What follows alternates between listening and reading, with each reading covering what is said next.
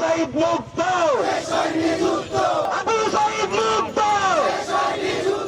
জুলাইয়ের সেই স্লোগান নিয়ে আবারও রাজু ভাস্কর্যের পাদদেশে অভ্যুত্থানে আহতরা।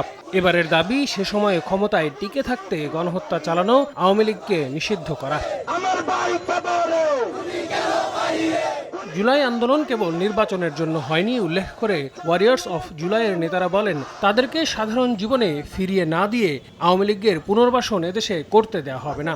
পরিষ্কার ভাষায় বলতে চাই, অতি দ্রুত আপনারা সাবধান হয়ে যান।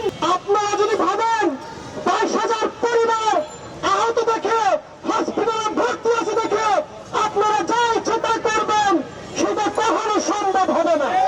আওয়ামী লীগকে নিষিদ্ধের কোন ধরনের ঘোষণা কিংবা সিদ্ধান্ত না নেওয়া হয়, তাহলে আমরা আগামী 48 ঘন্টা পর শহীদ মিনারে আমরা যারা জুলাই যুদ্ধে শহীদ পরিবার আছি, আমরা গণজমায়েত হব।